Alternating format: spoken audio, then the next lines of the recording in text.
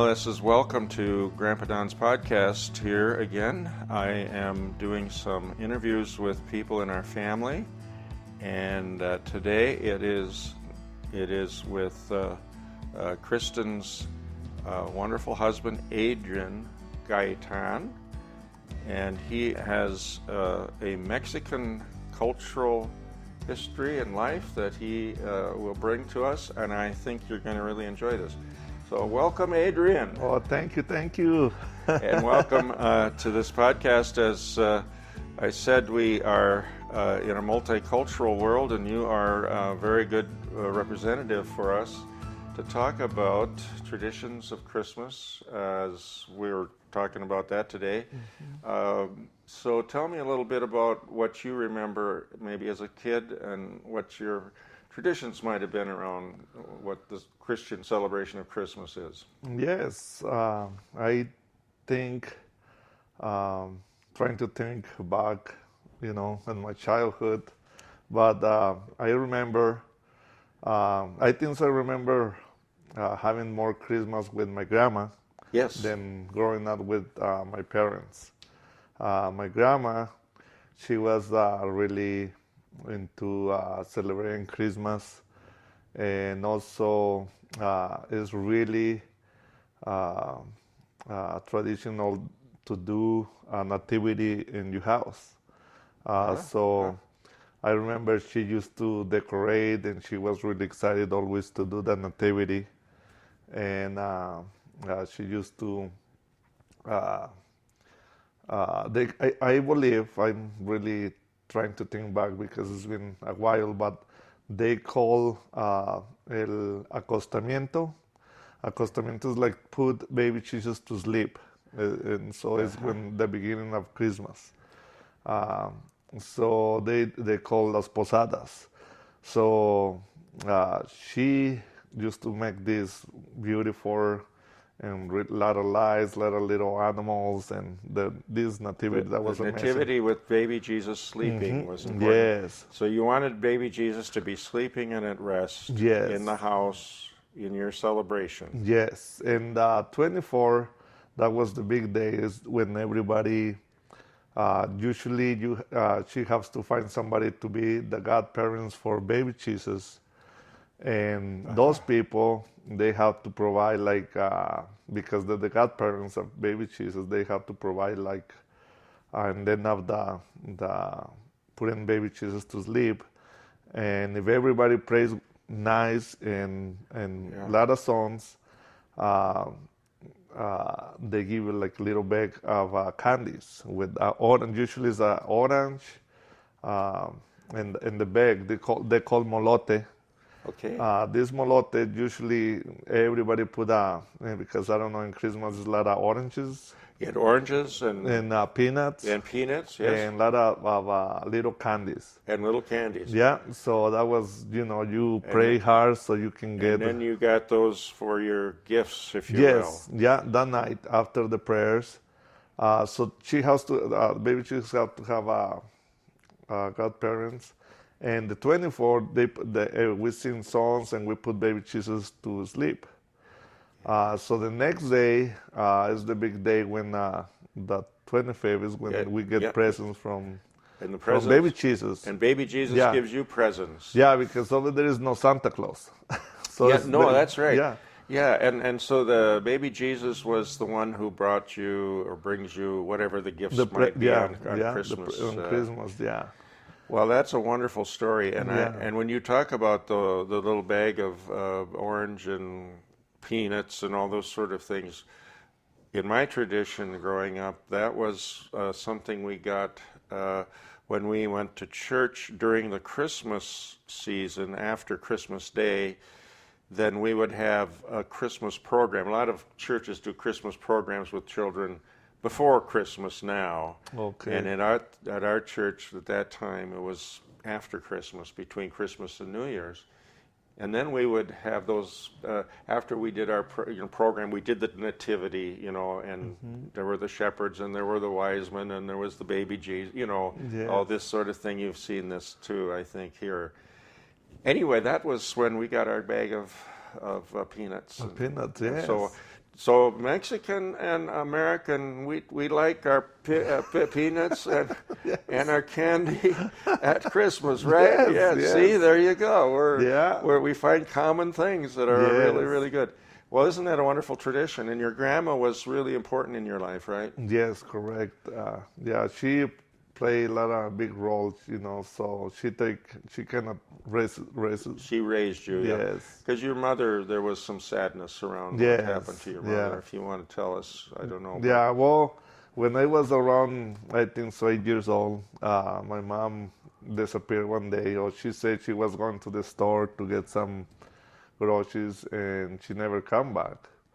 But of Yeah. course, I was 8, and you kind of move on. You don't, you think Well, you have to, but it was such a sad and very shocking thing to right, happen. right. Yeah. It's kind of hard. Yeah, It's sad, isn't it? And I'm sorry to bring up a sadness, but that's something that many of us have gone through in some way. right, Not as tragic as this for you, but right, I don't think that we can come to Christmas often as family without having some sadness right, and right, memories, and we have to bless and pray for right.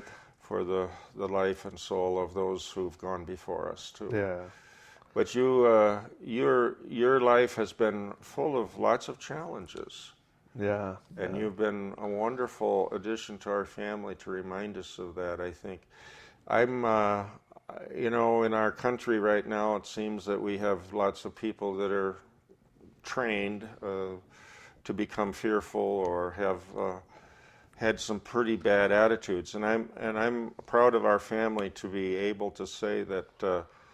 For the most part, we're really looking to try to reach out to others, all kinds of people too, yeah.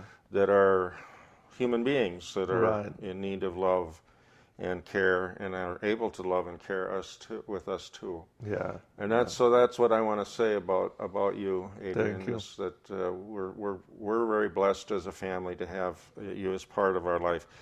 But that story about your grandma and her Yeah. tradition is wonderful. Have you done some of that with your we, children a little? we try.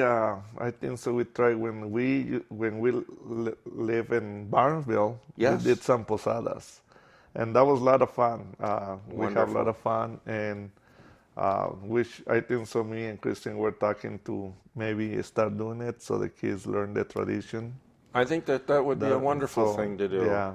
Yes, they need to know that too. And I just want to mention too, like so in Mexico, the big tradition is the posadas, and we do the three kings is The Three Kings, because yes. a lot of people in Mexico they get they call the dads or whoever is working at home, they get aguinaldos. They get like a little what they call when they reward you at work with money. I'm sorry, I'm not. So when in Mexico, every year, almost every Employer? gets some money from work.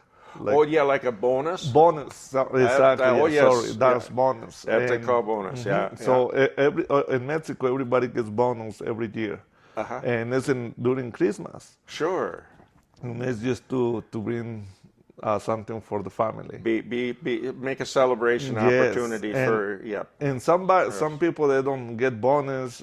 They went for the Three Kings, so they're able to get little money Got it. and things a little cheaper, and they can get presents. And So that's where the Three Kings comes in. As part of the Three Kings provide some good things Yes. for those that don't have money much. right. Yeah. So we have the Christmas, and it's big thing for the Does Three the Kings. Three Kings thing, does that happen through the church or to some businesses, or how do they do no, that? it's through the church. The church, yeah. Yes, yeah. That is, yeah. There's I think this is in January 6th. Yeah, probably it's January 6th. Yes. That's Epiphany, which is the Yes. story of the wise men. Yes, Yeah. but Yeah. Well, I think this is really good information to hear the tradition out of your family and your Yeah. life, and then and how it will enrich your children and our children, grandchildren. I have to remember I'm a guy now. You know, 77. I got that number on me at the time I'm talking to you. So I've been around a while, and and I'm seeing not only children but grandchildren and then great grandchildren. So we have lots of people that are part of our lives, and I don't, I sit here and I say, I don't know how that happened. I wasn't looking carefully when you all were having so many children. Yeah, and then here we are. But this is good stuff, and it's I think something. I know we're doing this for the grandkids and our families. But there might be some friends of ours that might want to hear this or do hear this, and I'm hoping that that this is a good place for stimulating people of all kinds who want to tell us about their traditions and how we have them together. So this year. I am, as I've said before, and when I talked to Kristen just the last podcast, she knows that I'm here with having lost my wife of 24 years, Gloria, and now it's a new Christmas for me. It's a different Christmas for me and for us. And my thing is that family is very important, and I'm here with you, and we'll be coming back to be with you for some of the times. And we've talked about creating our own tradition with the bingo. Yeah, oh, yes, yeah. Gloria did a wonderful job with that. Gloria got that idea, and now it's still with us. And so one of the things about life is we do create sometimes our traditions. Sometimes we bring back old traditions. Sometimes we come up with something that seems like a good idea for fun, and then pretty soon we're doing it over and over. And then, and little kids, you know, they don't. They probably will always remember that was what we did, and they'll think that. And I suppose they will think, well, that must have happened for the last 2,000 years, that people would have bingo during Christmas and and New Year's Day, because that's what we did, you know, and that's what they will remember. Yeah. But traditions are interesting that way, that we do. And it's funny because we have a game that's almost close to bingo, and we call Loteria. Lottery, and it's kind of the same way. We use a lot of figures to play, so it's almost, and I think so. We playing and they playing during Christmas too. You know, it's so you got something kind of parallel that you can tell me about in Mexico that was traditional for you. Yeah. Yes. So the idea being games and people having fun together, right? Yes, correct. Yeah, and always the prizes are the best, right? That's right. Yeah. Well, I think that's universal for no matter what traditions people have. We all need to celebrate, and we all do somehow, don't we? I think we do anyway. Yeah. And I'm glad that we can do some things here. So you came to the United States how long ago now? I came in 95. Okay. So. Well, there you go. We can do the math sitting here. 95, 2005, and then 2015. So that's 20 plus another 26 years. Around 26 years. Can you imagine that? Yeah, it's been almost. Well, you're not 52. So, no. So that means you've been in the United States now for more than half your life. Yes. Yeah. Does that seem weird? Oh, yes. Yeah. No, when I came, I thought I'm going to be just going and kind of just to see how is America, you know, just to have the experience. And I never thought, well, I'm going to go and get married over there and stay there. You did not plan on that? No, that was not my plan. But you know. But here we are. Yes. And let's see now. You've been married how long? 20 years. 20 years. Yeah. Isn't that interesting?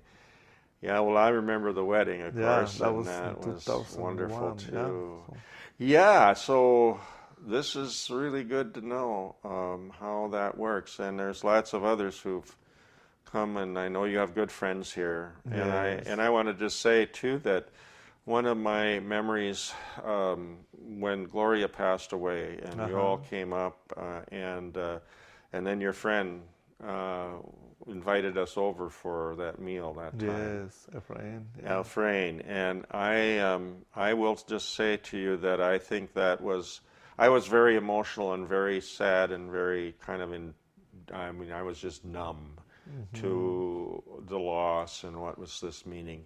And the way they and you all treated me and cared about me that day was absolutely memorable. Wow. And I will never forget it for the rest of my life, because it was not something that us Scandinavians would have done. Just so you know. Okay. At least I've never experienced it or seen it. We may have something around a funeral, socializing and supporting that way, but it was the hospitality and the love and the affirmation and the honoring that was part of your tradition. Yeah, yeah. Was just incredible, and I think that's the value I'm wanting to say is I felt like, yeah, I'm part of your family now too. You're not just part of my family or our family, but we're a part of your family. Yes, thank you. Yeah, And that means a lot. And that's what America has been in a lot of the pooling of different peoples from different countries. Yes. We have to become friends, not just of them to us, but us to them, and each other. Yes. And that's what will make our lives and the love of the future much more bright. Yes, When definitely. that happens, Yeah. definitely. Well, I just had to say that because that was.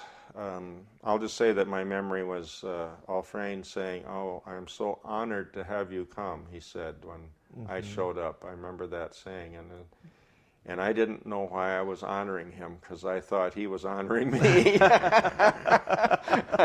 I just felt like I've never felt more incredibly blessed than when that happens. You have good friends. Yeah, thank you. And yeah. tell me about him, because you had what's your how does that relationship? So when I came here, I was my brother Alfredo. He was living with Efrain. Okay. So it's how we met. You met here in America, if you were in Minnesota. America, yeah, in Minnesota, in St. Paul, and so we shared something that we used to pray together. Yes. He used to, when I came with I was kind of more close to God.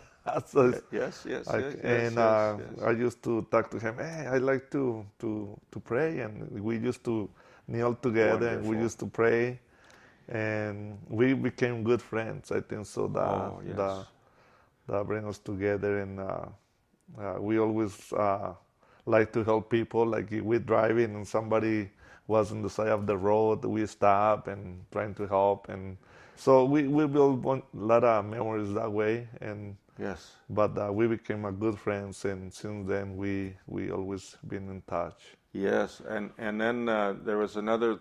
I think somebody that you came from Yes, Mexico with. Martin. Martin. Yes. Tell us about Martin too. So Martin too. After he came like 2 years after I was living in St. Paul too, and over there in Mexico we like brothers. We used to hang all the time. Yes. And I know his mom is like my mom too. Yes. Doña Maria. And same way, he has a really good heart and really nice. And Yes. since, I don't know, it's like they say, when you find a good friend, it's like finding a treasure. It is. You keep him and you take care of him, and same way, Yes. I feel the same way to them. Like I feel like they love me and they care about me. Right. And when Kristen, my daughter, and Yes. now your wife, got married, you went to Mexico. Yes, yeah. So we went down for 6 months. Yes. We drove all the way down there, and we spent living there about 6 months. And Kristen was having the experience to live there. Yes. And she learned some cooking from Martin's mom, Doña Maria. Yes. So Kristen now, she's a good cook with, Yes. knowing how Mexican cooking works. She probably got trained by one of the better cooks in Mexico, is what I gather. Especially making hot sauce. Especially making what she's doing now, a lot of, isn't she? Yes. Well, you know, this is the kind of story I was hoping we could hear, because I think Mexico is a place where a lot of Americans seem to go to have parties where there's lots of money and whatever, and it's a nice place to go, and I have friends that go there. But then there's the people who live there with daily life and maybe struggle with a lot of poverty, right? Yes, It's not like we've seemed to be here as much. Yeah, but no, that love is really strong, it seems to me, in a lot of places. Yeah, it seems like, to me, it seems like because when you know everybody's struggling, you're trying to support each other more. Yes. And I feel like here in America, you become more independent. Like you think you can rely just on the money and not in people. On people, yeah. You start becoming more, I don't know, numb, like isolated, isolated. and not so emotionally connected. Yes.